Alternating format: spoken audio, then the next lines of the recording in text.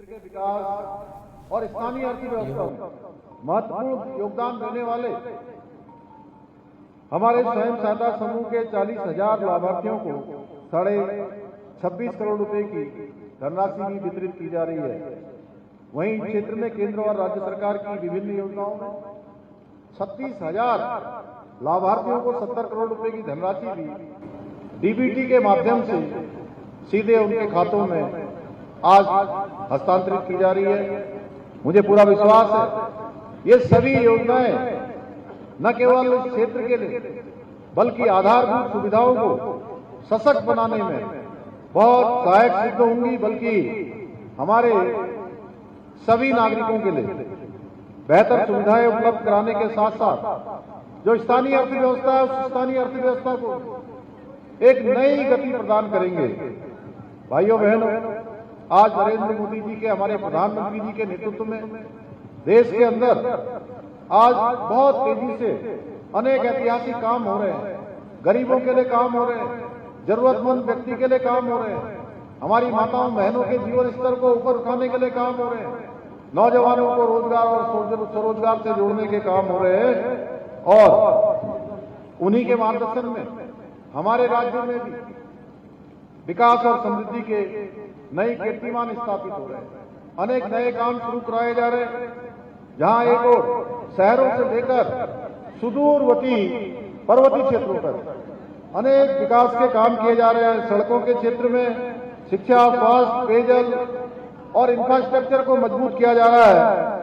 वहीं राज्य की जो सांस्कृतिक विरासत है उसके संरक्षण और संवर्धन की दिशा में भी हम निरंतर प्रयास कर रहे हैं। हमारी सरकार देवभूमि उत्तराखंड को विश्व की आध्यात्मिक राजधानी के रूप में स्थापित करने की दिशा में निरंतर कार्य कर रही है।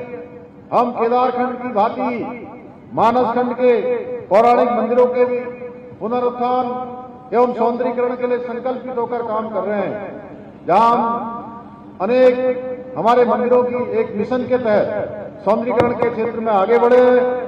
इसी क्रम में हम बाबा बागनाथ जी का बैजनाथ धाम के साथ साथ कोट ब्राह्मणी मंदिर सहित विभिन्न पौराणिक मंदिरों का विकास हमारे जनपद बागेश्वर में किया जा रहा है।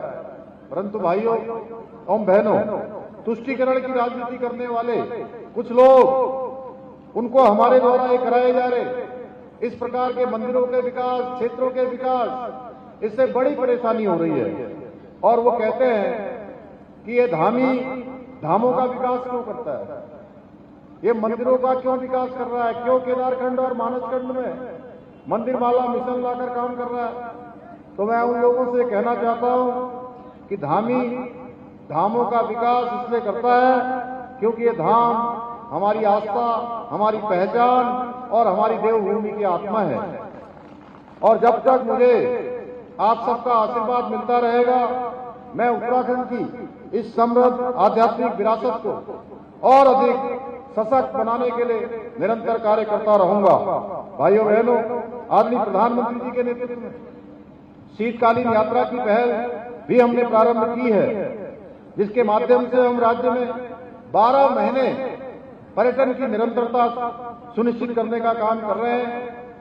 आज वहीं धार्मिक पर्यटन के साथ साथ wellness tourism, adventure tourism, film shooting destination, wedding destination के क्षेत्रों में भी विकास कार्य कर रहे हैं। वहीं राज्य में हम साहसिक पर्यटन जैसे trekking, river rafting, paragliding, skiing और माउंटेनियरिंग को भी बढ़ावा देने के लिए निरंतर कार्य कर रहे हैं। इन सभी के अपार संभावनाएं हमारे इस जनपद बागेश्वर में भी हैं। इतना ही नहीं, हम प्रदेश में आयुर्वेदिक और